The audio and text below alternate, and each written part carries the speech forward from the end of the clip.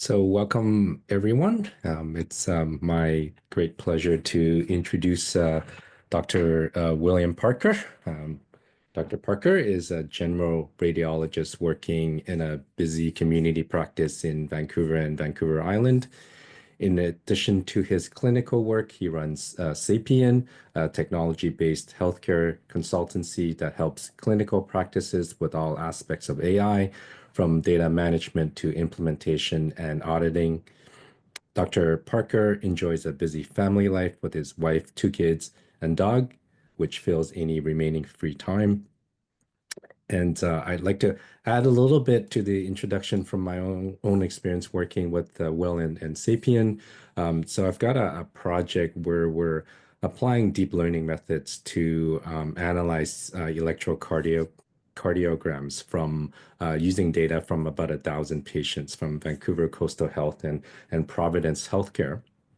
And before the study started, we thought we had all the processes worked out to get data from the health authorities.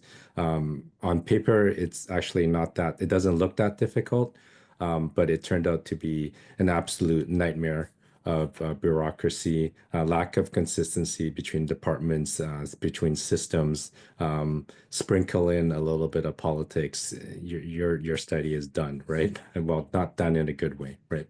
And so our study was delayed for many months, but in the end, Will and Sapien were super helpful in navigating the system for us, and particularly their understanding of the requirements of machine learning projects was really helpful.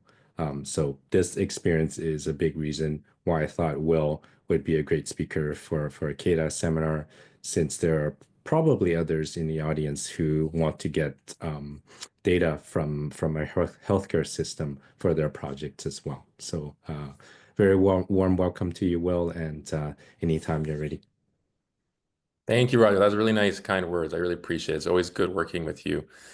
Yeah, so today I'm going to be talking a bit about the real world practical lens of AI in radiology. And, you know, unfortunately, the formatting might be a bit of an issue here. So as we go through it, I'll adjust things. But my only disclosure here is that I am a founder of Sapien, which Roger gave a little introduction to. So some of the examples have that caveat from an academic lens. I do have a conflict of interest. So in today's age, we think of AI and we think of all these characters, and I'm sure many of you watching know who these are. We have the godfathers of AI, Joshua Bengio and Jeffrey Hinton, Jan LeCun in the top left corner, who have some of the groundbreaking work and some of the basic but complex at the time perspectives and developments on how we actually look at model architectures and build them out. We have Sam Altman. We have Elon Musk, of course. His personality is never out of the limelight. We have the CEO of NVIDIA. I'm blanking on his name right now, but all these characters have such loud voices and they promise so much stuff. And this was many years back, but people should stop training radiologists. This was the thing that Jeff Hinton said back in 2016, and it kind of actually stopped me in my tracks. I'm thinking, well, that's what I want to do. I want to be a radiologist. What am I going to do now in my training if all these AI systems are going to be taking my job? And since then he's stepped back on his words a little bit. I was wrong on the time scale, he says, but AI is already comparable to radiologists for several types of images. And he's right. There's a lot of AI, but the hype is way beyond the practicality and the reality of the situation.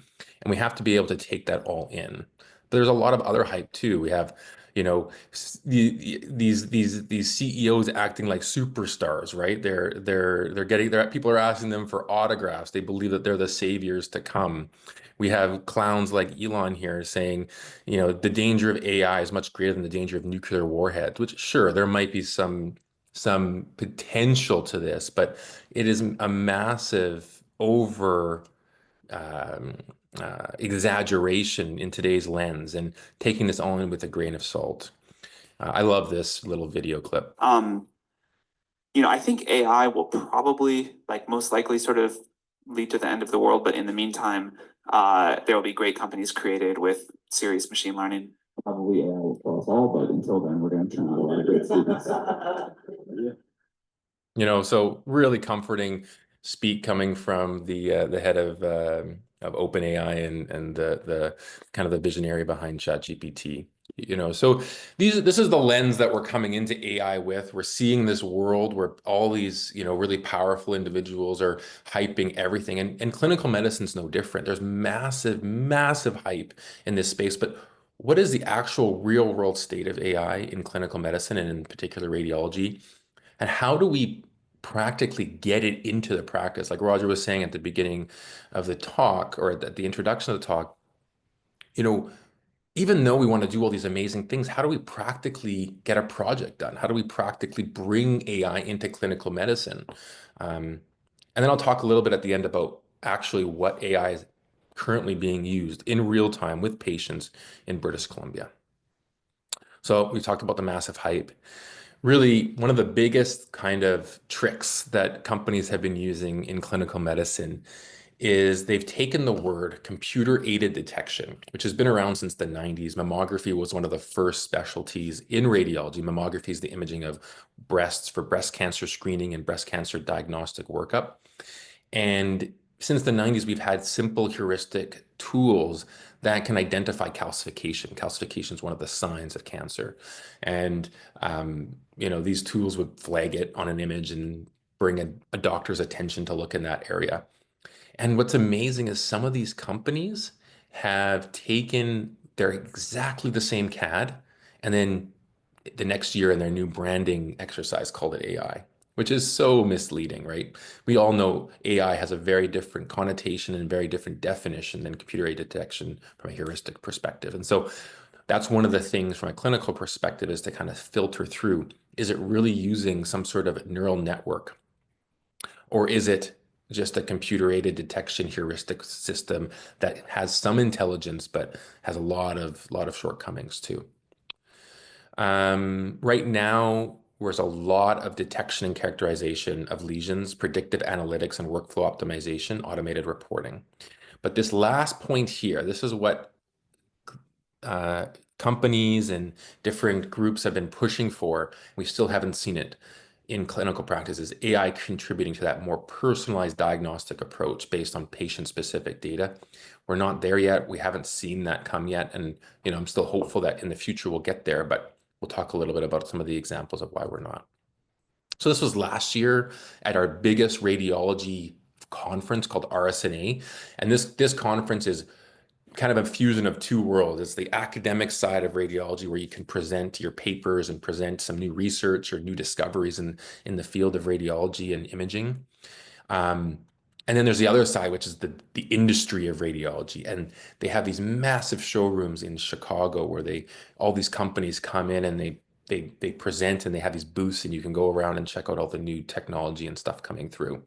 And they have both hardware, like different scanners, new MR and CT scanners, ultrasound machines, but then they also have these software companies. And every year, the AI section, the AI software company area of RSNA keeps growing. So last year, there were 242 vendors and showing the growing focus on AI in radiology.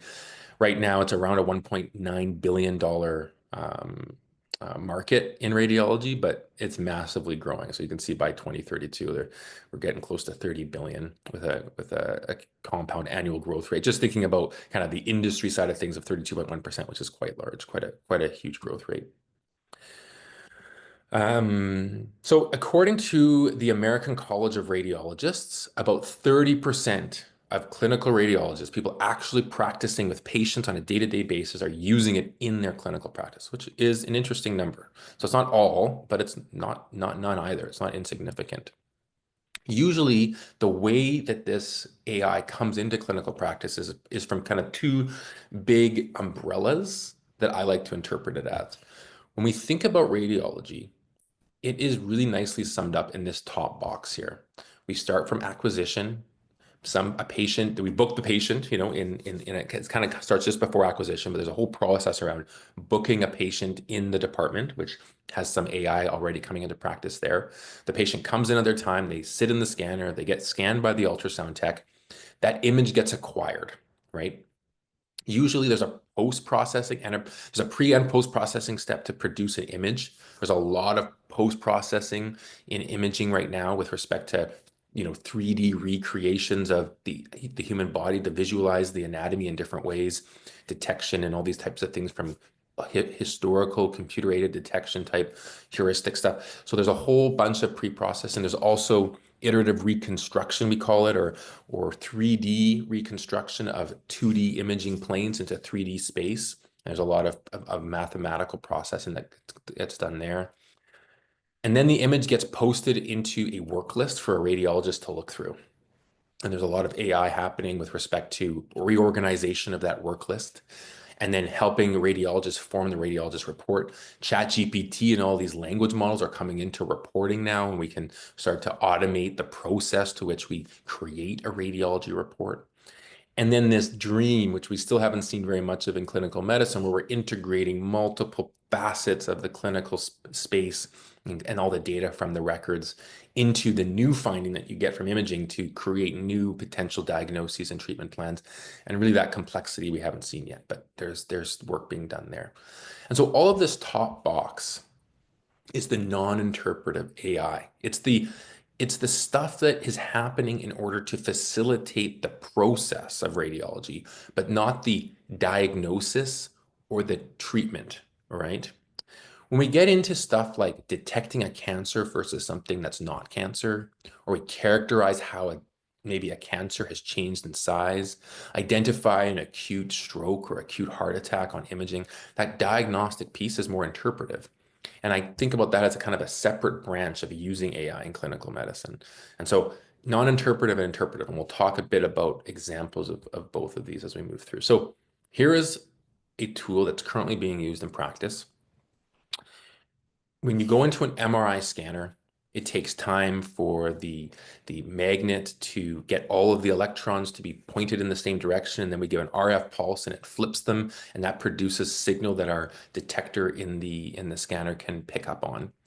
And when we do a classical acquisition of say a T1 or a T2 sequence, that's what we call them in medical imaging, it takes time. And a minute and a half to 2 minutes for just one image or one stack of images is not uncommon. Sometimes it can take even longer. Well, this company is using AI, and they are taking the initial scan time as the training data, and then a subset of data that takes much less time to acquire as an additional aspect of the training set. And they're using this higher quality, longer scan time image to get created by the less quality image. And they created this image-based model, and they can say they can get the exact same images for a fraction of the time, like a minute less for this example of a lumbar spine. And so we use this, and I currently use this both in Vancouver Island and in Vancouver, where we acquire different scans for a fraction of the time using AI to reconstruct it. And it's quite helpful to getting patients through that wait list. This is one I don't use, but other sites do. So gadolinium is a contrast agent that we inject into patients when we want to see if things enhance. And enhancing things indicate cancer, or they can indicate infection or inflammation. And so it helps us to further assess what's going on in a patient with contrast. Unfortunately, gadolinium has a heavy metal, and that heavy metal gets deposited in different tissues throughout the body. And we see in autopsy reports that heavy metal gadolinium deposition is still in patients, even years, decades after they've had scans. We don't know what it means. We don't know what negative ramifications it has for patients. It may be nothing. It may not mean anything. It may just be sitting around hanging out, or it may be causing things that we don't fully understand yet that's leading to disease. And so in order to kind of ensure that we're at least doing something to help with, making sure that we're not exposing people to unneeded extra material and heavy metals, we try to limit the dose of these agents as much as possible. And this is another example of that, taking a training set of both super high, or not super high, but the normal, the expected dose of gadolinium, and also taking a training set of a tenth of that dose, a 90% reduction, and seeing if we can use that to reconstruct that higher dose. And so there's a lot of companies that are focusing on this one.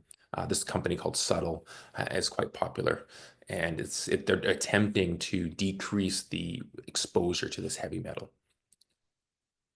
More non-interpretive AI. So this is an example, and it's kind of on the edge of interpretive versus non-interpretive, but basically this company called AI Doc looks through certain types of scans like CT heads and CT of the chest and identifies acute findings, but doesn't tell you what it is. It just says, yeah, we see something that I think is acute.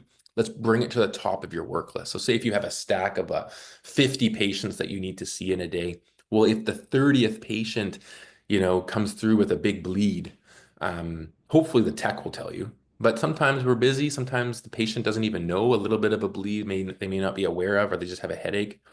And so this popping it to the top so we can call the clinician, make sure that they're taken care of as quickly as possible could be helpful. Now, is it interpretive? Is it non-interpretive? I guess this is where my system kind of breaks down. But at the end of the day, it's not the final diagnosis. It's not telling you the treatment plan, but it's helping to prioritize your work list a little bit. Emergency doctors are starting to use similar types of systems with non-imaging data in the emergency department to bring patients who are waiting in their department to see a doctor up to the top. Sometimes, there's these horror stories of patients waiting in the waiting room to see an emergency doctor, and the nurse triaged them as being relatively low risk. They only have a little bit of tummy pain and ends up being some sort of crazy bleed or something that ends up, progressing really rapidly, and they have to pull them out of the department and get them into a trauma bay. So, we want to avoid that. We want to make sure the patients that are needed to be seen as fast as possible are seen as fast as possible. So these types of models to triage are becoming quite popular. Language processing, this is something that's common now. We're all using them, whether we should or should not, for helping us to write emails, to write reports, to do our homework, and even in clinical medicine to start, synthesizing better ways to say the same thing with our clinical notes. There are some growing concerns as much as benefits to this. Nursing staff and support staff, administrators and doctors are using these to fill in the blanks on their records to increase their paperwork or increase their paperwork efficiency, decreasing the time it takes to do paperwork. But once again, if we're just populating our databases with synthetic, partially written data by human data, is that actually, one, good for patient care? Questionable. What if it makes a mistake? Two, is it good for the future of our AI systems, right? Are we just filling the database with stuff that it's not going to learn from anymore? Lots of ramifications of this, but we're starting to see it bubbling through clinical practice.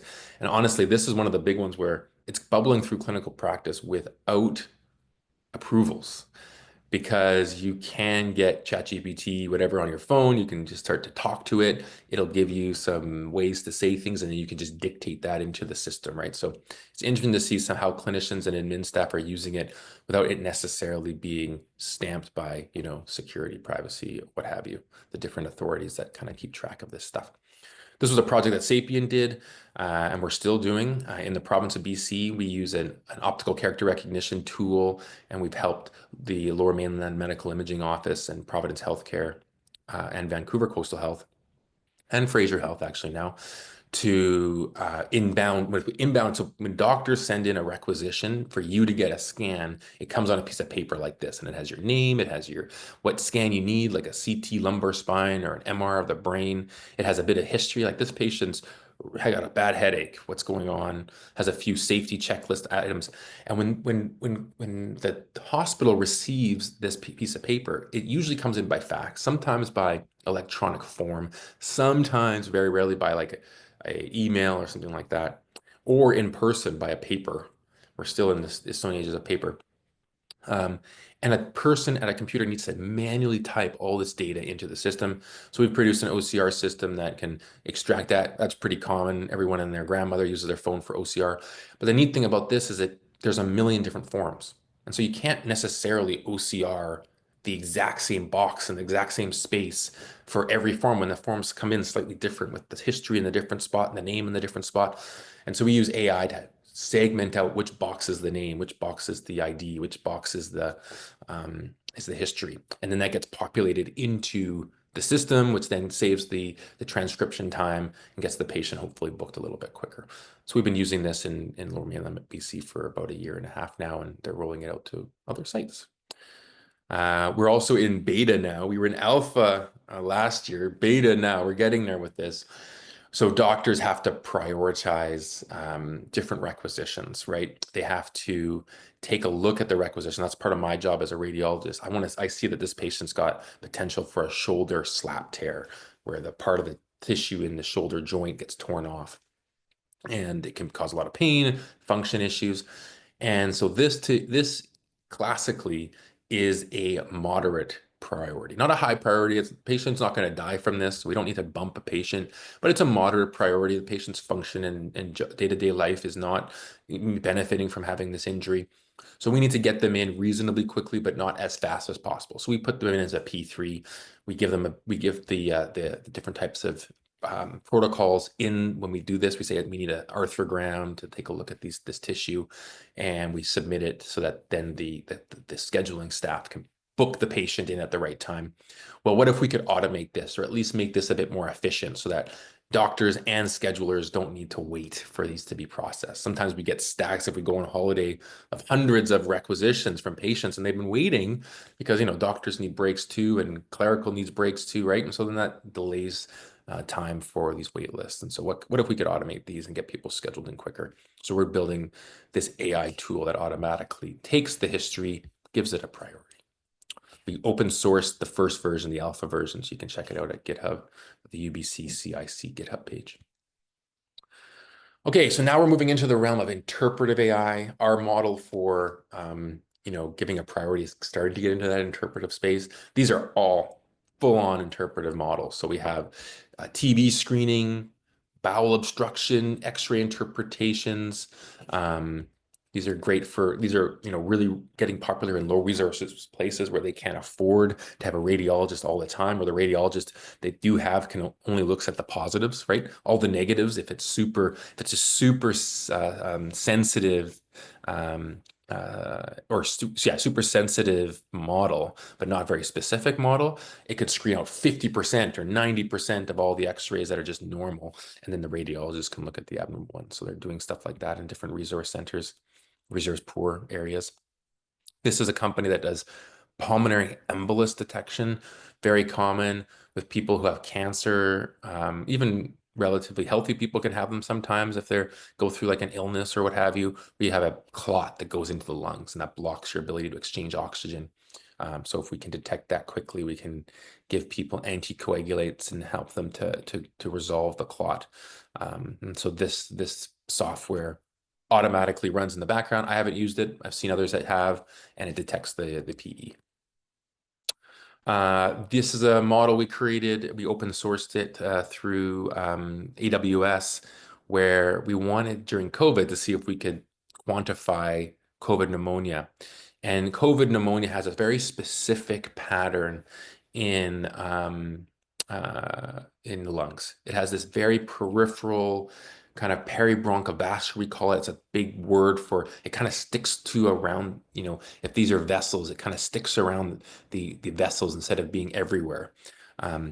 And if we were to follow COVID pneumonia over time, we can see it has this kind of waxing and waning. We call it volume. It gets bigger and then it gets smaller, but patient symptoms still persist. And we can predict the course of the patient's symptoms by just knowing how the opacities are changing over time. So what we did is we built this neural net called L3net. It was the three developers, the AI scientists that were building the model behind the scenes, so that each of their last names was L. So we called it L3net. And it segments out specifically the areas of consolidation, the areas of what we call ground glass or more kind of hazy, less dense disease. And then the blue is the normal lung, and we can track that volume over time. So it was interesting. We could definitely see how it correlated with symptoms and different clinical parameters.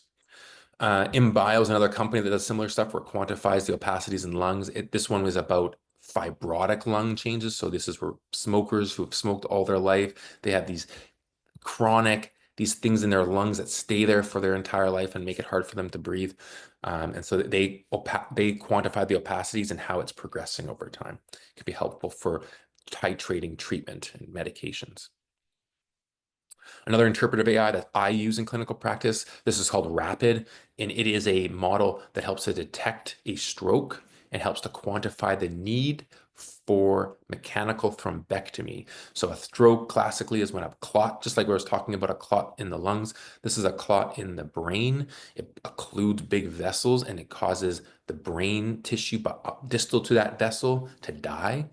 And the sooner we can get in there and remove that clot, give them treatments to break up that clot, the better the brain tissue can reperfuse. Time is brain. And so we want to get in fast. Rapid is a way for us to have support in our speed of interpretation. And so it detects the clot. It helps to quantify what we call a perfusion territory. Did I give a picture of that? No, I didn't. But it gives you an area of, we call it penumbra versus the dense clot. That dense clot kills the tissue. The penumbra is just low flow, and that low flow is the stuff that we can save, but it can progress also to become dead. But if we can get in there and remove the clot, it could save the brain parenchyma. So very, very helpful, and I use this every day. This was another paper we put out at Stanford when I was there for a little bit, where we wanted to quantify the size of the left atrium. The left atrium is one of the 4 chambers in the heart, and the left atrium, as it gets bigger, there's a little computer in the wall of the left atrium that times our heart rate. And so classically, normal heart rate is between 60 and 100 beats per minute, and this node gives off a small electric impulse every 60 to time it to 60 beats per minute. And if the left atrium stretches, so does that node, and it causes that node to get all messed up and not fire consistently. And it puts people into what we call atrial fibrillation, where they have an irregular heartbeat. Well, can we predict patients based on the size and architecture of their left atrium who are going to progress to have atrial fibrillation? Well, it turns out with this study, if we make an AI model that can quantify the volume of the left atrium, we can correlate that volume to a very specific, not sensitive, but specific prediction for progression or current diagnosis, progression in the future or current diagnosis of atrial fibrillation. And so that was helpful. So now when I see a large left atrium beyond a certain threshold of 3,200 millimeters squared or 4.5 millimeters AP in the axial plane, I recommend in my reports that this could mean this patient has atrial fibrillation and to do further testing. Okay, so those are some examples, rip through it. Now I want to talk about quickly, like I talked about already a little bit about current practice in BC. I'll talk about a few other things that people are doing currently, practically, real world in BC. Then I'll talk about the practicalities of starting up a project. How am I doing for time? Maybe I'll just pause for a moment. Let me see, it's 11 o'clock. I think I'm okay. Should I go for another 15 or so and then open for questions? Is that reasonable, Roger? Yeah, that sounds good. Well, perfect. Okay.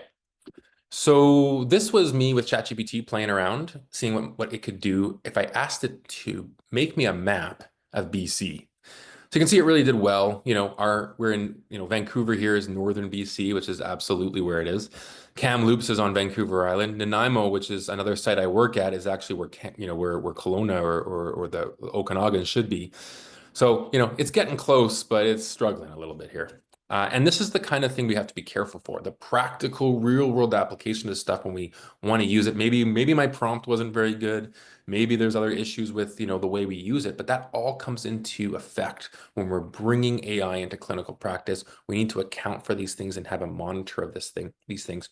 And it's interesting, when I did the survey of clinical practices in BC, I said, how much AI are you using? And I asked 8 groups.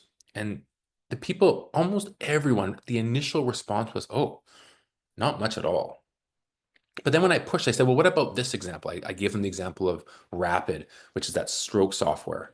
And they said, oh, yeah, we use that. Well, there's an example of AI. So it's fair. And I kept asking them, of examples of what, I use as AI, see if they're using it too. And many times, many of what I'm using, they're using too, but they didn't realize it had a neural net in the background supporting it.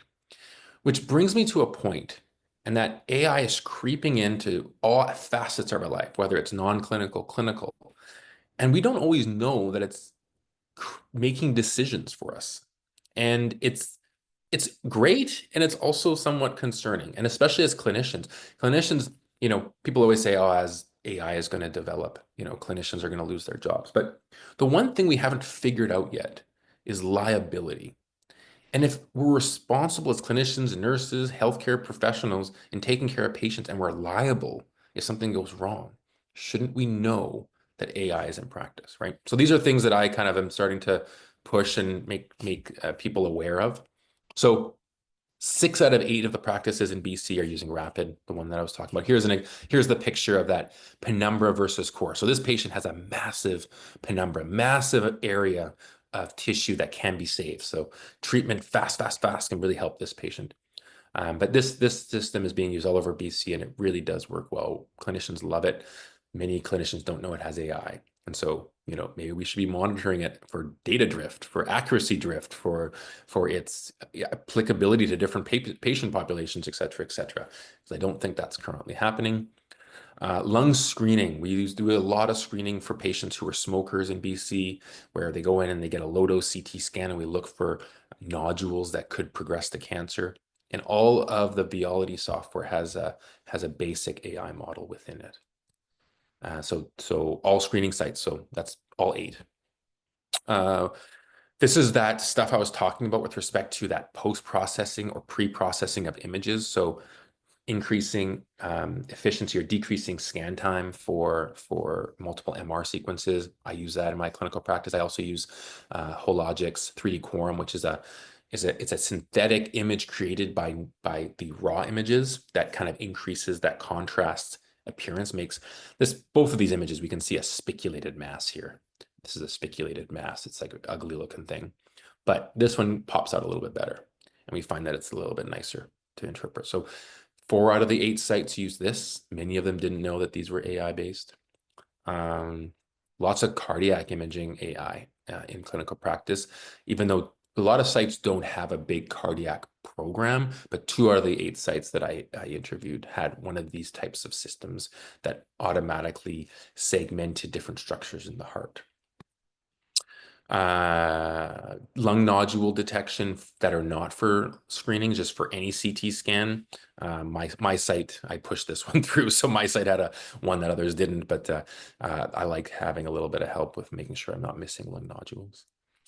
This is this is one of the examples of a company. They say they've added AI models to it, but they've had CAD stream for the CAD stuff behind breast imaging forever, and they started calling it AI. And so I was pushing some of the vendors on this.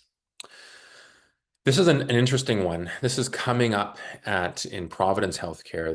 They're onboarding an AI marketplace, which I think is actually kind of a cool idea, making it easier for clinicians to try AI models in a very controlled environment where you can do a test, a local, retrospective test of a new AI model. Then you can pay directly through the store, like an app store, for the model and give pay the licensing fees through there.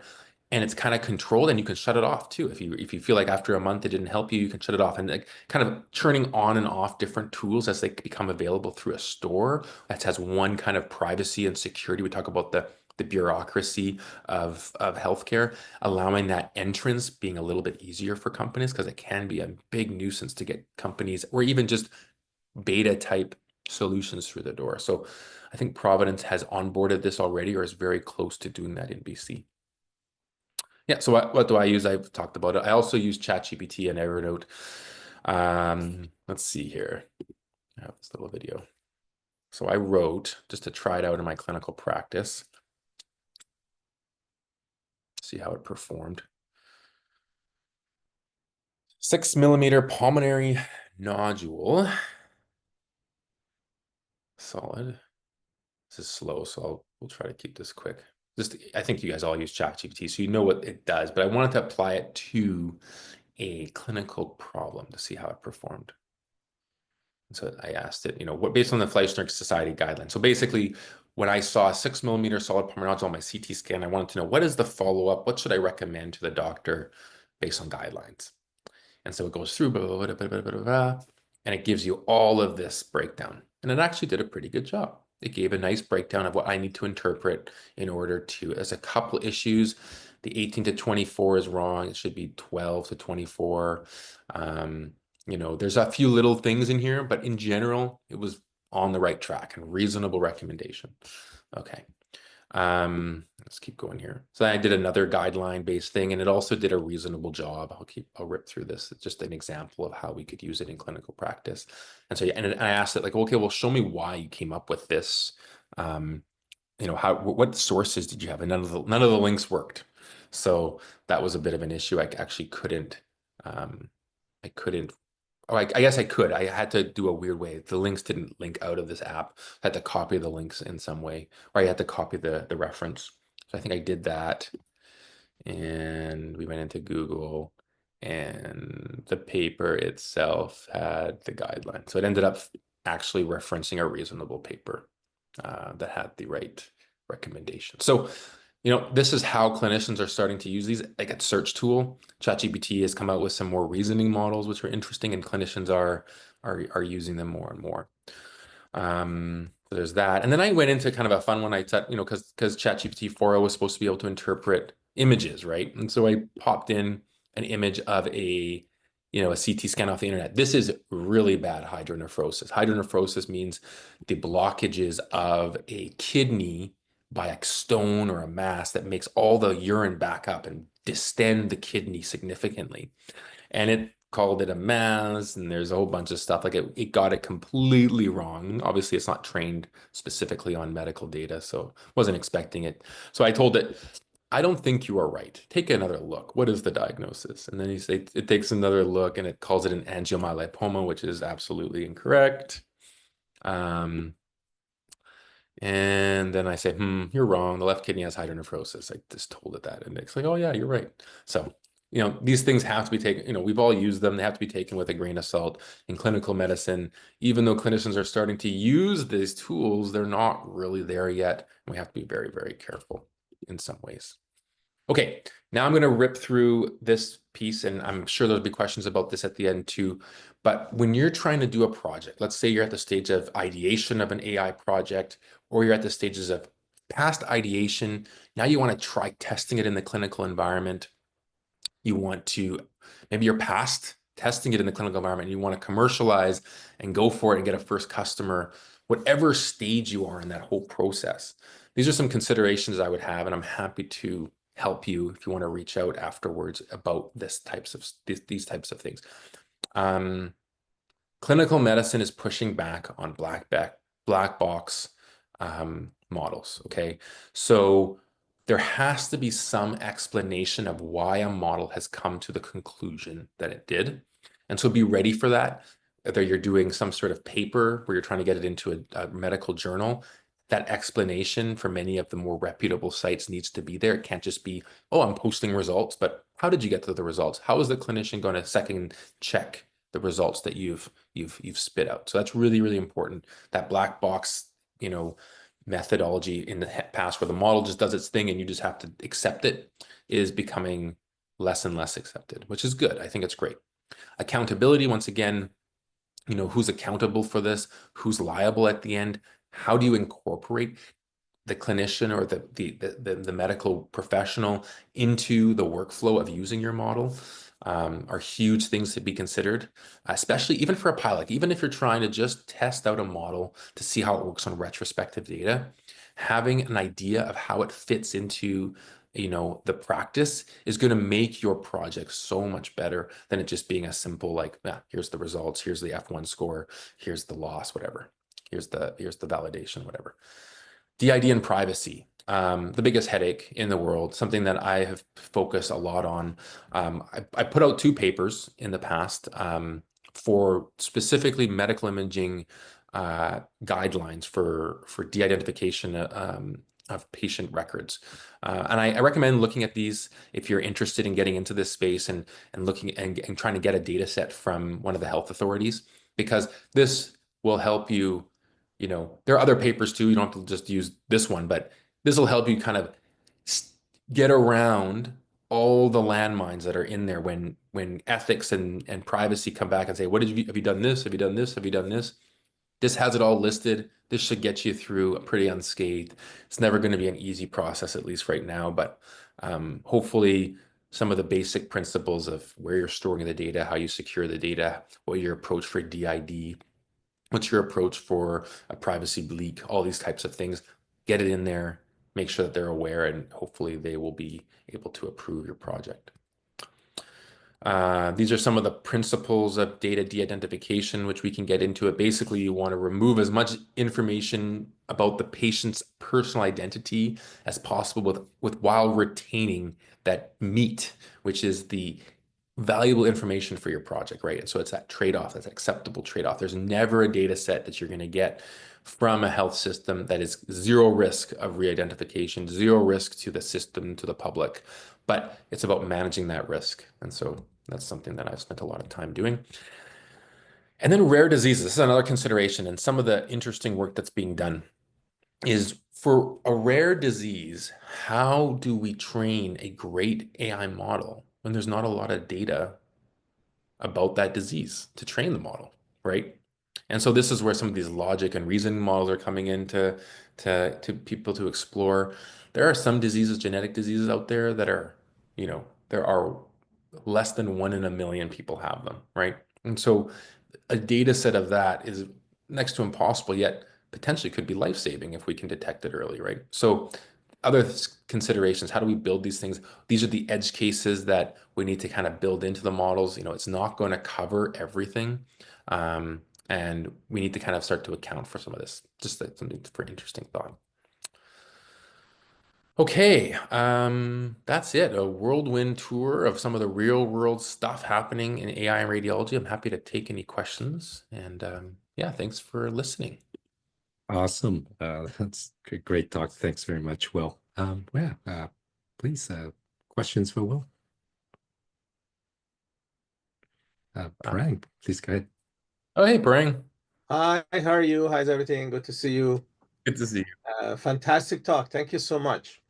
So, William, I'm not sure about I guess, the protocols in radiology, but let's say for mammography, some of the main, I guess, achievements that have happened have been, let's say, using AI as a reader, as a co-reader, basically, with the radiologist. Yeah. And then there has been a lot of studies on whether this should be independent co-reader or sequential and everything else.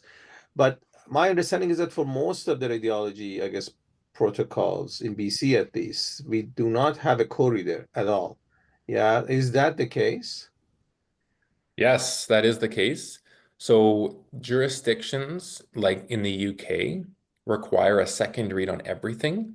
The big thing that hit the news back in 2019, 2020 was Google worked with some UK radiology divisions and then also some US divisions and created a second read model that improved detection and accuracy of malignancy detection versus a second read human. And that was huge. It was all over the New York Times. It was everywhere. And we haven't seen it come yet. Actually, I have not seen an in-practice second reader working yet to date. But they're there, and you can beta test them. You can bring them in as a support, but they're not replacing or actually integrated into practice. It's more of a you can try it if you want, but we still have the same historic processes. So the UK hasn't implemented it. You know, places in the States, they still require the full human sign off. no automated detection, which I think is a real crime, because what it means is that the bureaucracy and um, the the historic kind of lens of all of this is taking precedence over the data. To me, that there's and another piece that's kind of unfortunate is what we need if we're going to implement a model that is starting to support or improve upon a human's capability is an overarching committee or overarching monitoring system that checks in on this. Just like I have to write tests every year, I have to kind of make sure my certification as a clinician is kept up. I have to go to, continuing medical education, keep current on the guidelines. You know, AI systems need to have the same, in my opinion. And we don't have that yet. And I think that's a lot of why these systems aren't being brought into practice as quickly as we've predicted, is because we don't have a way to keep track of them, to monitor them ongoing. But it's not a good excuse. We need to start. But yeah, I completely agree with you, Prang. We do not have a second read. It's a single read, and we don't use AI to support. It would be nice even to have just AI as a second read, second lens onto some of this stuff, but we don't. Yeah. So when you were, I guess, I just apologize for everybody waiting for the questions, but I guess I just want to follow up on this point that, like when you were interviewing the folks, I guess, across BC on how they're using those software tools, Yeah. are they using the tools as first read, in which case, it could bias their decision making, and that has led to catastrophic issues in history. Whereas I guess if there are no protocols for this, and physicians are fully trusting these systems, then can actually lead to harm.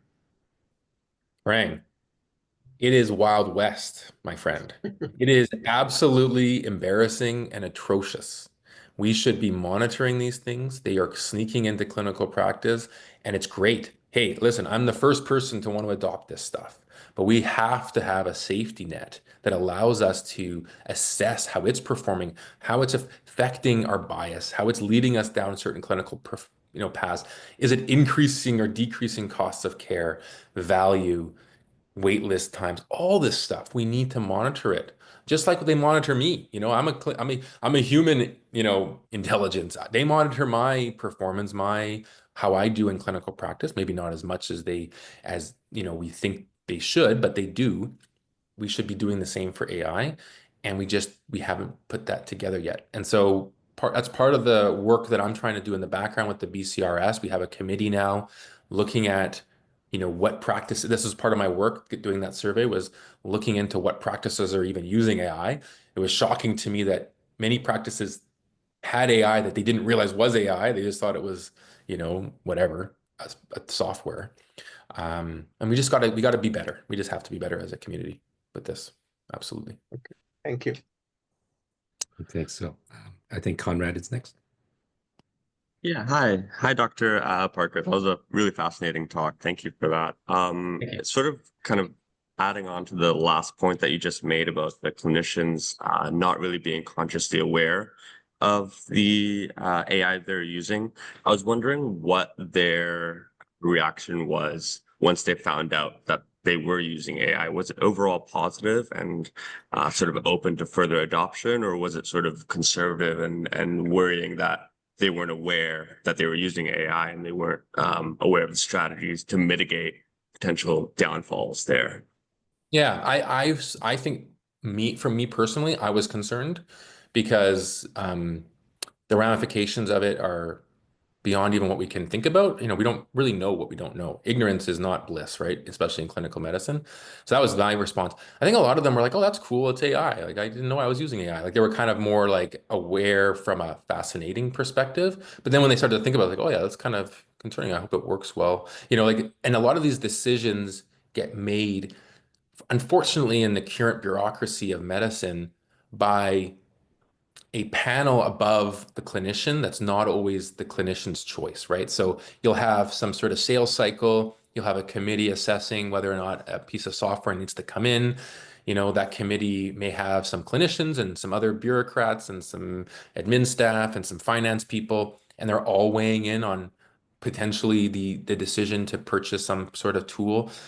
And if finance says, yeah, this is going to save money, and the clinician that day, was busy, as we are, and they didn't really pay attention to that part of the meeting, things can sneak into practice. Like it's a scary thing, right? So we have to be, I think the big thing I'm pushing for, and I don't know, I'm not sure it's the only way, but it's a way, is for some sort of process in the background of our clinical practices that's not just monitoring the performance of a clinician, but monitoring the performance and validity of AI systems, and having it should really be automated. We shouldn't have manual, maybe a yearly manual review of the data, but an automated check, an automated test set, that gets popped in, see how it's performing based on a new data that's come in recently.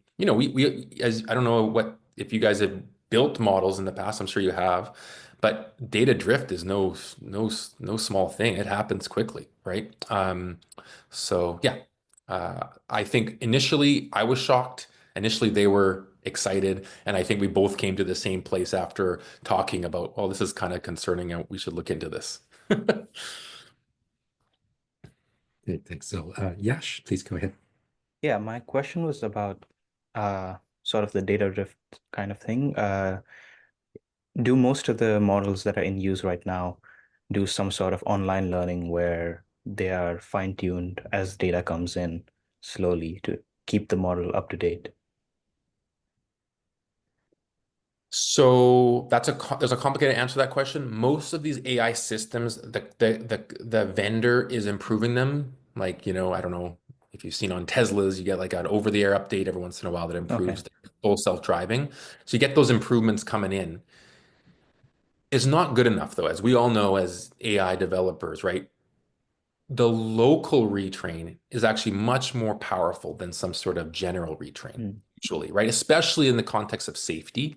Maybe not always in the context of overall accuracy, but when you're talking about safety, you want, at least based on my experience, that local retrain is much, much better. Maybe in the future, as models get better and better, that won't be the case, but right now at least, and that's not happening, the local retrain. But the general, improvements from wherever they're making and improving the models does happen. Yeah. By local, you mean within a hospital or within a city, something like that? Yeah, exactly. Like getting that local geographic, demographic information, the local. So here's an example. You have a CT scan, okay, and the vendor, sorry, you have a CT scan model that's detecting nodules, okay, and the vendor trained it in, let's say, the UK, okay, and they used another vendor for the CT scanner. Let's say they used GE, General Electric, for their scanner. Then they bring that model to Canada and they sell it to us in Vancouver. And they sell it based on all these accuracies. But we use Siemens scanners in Vancouver, right? So if we don't do a local retrain to improve the model for that different type of data, it could be absolutely terrible, right? No, that kind of stuff that's a really basic example, but it's that kind of a thing, right? Where we need to do local improvements, local assessments. Maybe techs do scanning a little bit different in Vancouver than they do in the UK. Who knows, right? But anyways. Thank you. Yeah, no problem. Nancy, please go ahead. Hi, thank you for the talk. I'm appointed in the Faculty of Dentistry, and in dentistry, in British Columbia, anyone with a dental license can buy a CT scanner and use it without having a radiologist involved at all. Yep. And if they've been out of school for quite a long time, they probably didn't have any training whatsoever on that modality, and they just jump in and use it. Yep. So dentistry is a very early adopter, I would say, compared to medicine, of new technologies. And so all these companies in the dental space are providing AI solutions. Okay. And so in the dental school at UBC, we are currently evaluating and we're going to upgrade our radiology solution. So the software that integrates with all the radiology devices that the students will be using. And of course, they're marketing, oh, here's an add-on package of AI. And so I'm a little bit concerned about the quality of the output of the AI, because the people using this are going to be absolute novices. These are the dental students taking their very first radiograph on their very first patient. Yep. So can you comment on how clear it is when the AI is incorrect, and what the possibilities might be in terms of the AI training the students as opposed to, us training the AI? Yep. Oh, it's such a good question. We have this problem in radiology too, because we have AI systems that are showing us their findings as we are training residents and training med students that are coming through, right? I can give you my perspective, but there is so much gray here. I don't think it is reasonable to so some people believe hiding AI from students, at least early on, is a good idea because it lets them teach their neural net before getting, bias from an AI neural net, right? And I think there's some truth to that. There's some benefit potentially to that, but I don't think it's not our future, right? We're going to have AI in our practice, and learning how to use it and integrate it is going to be the way. It's not going to we're going to all of a sudden not have AI one day. Like, this is going to be in all of our practices and all of our clinical realms. So I think first and foremost, you should demand from the vendor before purchasing that there isn't the black box problem. There needs to be a heat map, a saliency map, some sort of explanation as to why a conclusion came to it that the student can learn from, not just the answer. And that student can then bring it forward to the staff or to the dentist that's teaching them and have a discussion about it. Because that can be a lot of good learning in that too. Why the human net thought the neural net was wrong or right or what have you. There also needs to be publishing, and I highly recommend while you're negotiating. So there needs to be publishing of results data immediately for you to review on how it's performing in different clinical settings. But also, I would highly recommend, built into what you pay, a local validation step. Not a local retraining, that may not be needed. That could be something you can negotiate after they fail a local validation. But a local validation just means let's take 20, 100, whatever studies that have been acquired locally, and let's see how it performs. Let's have human review. Simple, before you've made a commitment to any sort of purchase. A lot of sites don't do that. And I think that's asking for trouble, because then later down the road, you can't see potentially what ramifications it could have, what edge cases there are that learning. So those would be my recommendations. Yes, let students see it, but you could have a little while where they can learn, so they have the basics. But yeah, it needs to be in their practice. Make sure there's no black box, like it just pumps out the answer, and then the student has no idea why it got there, or the doctor or the dentist. Publishing data and ongoing of how it's performing in different sites around the world, edge cases, plus a local validation, I think are super powerful in your contract negotiations. Is that helpful? Is that what you were getting at? Yeah, that's helpful. Thank you. No problem. Great. Thank you, Will. And that brings us right to time. So thank you so much again, Will, for the great talk, and thank you, to everyone who asked the great questions. So yeah, very much enjoyed this seminar. Yeah. What I'll do is I'll just say I had a typo in my email, but if anybody has any other questions, please don't hesitate to reach out. That's my email there, and I'd be happy to dive into it with you. Yeah, fantastic. Thanks again, Will, and have a great day, everyone.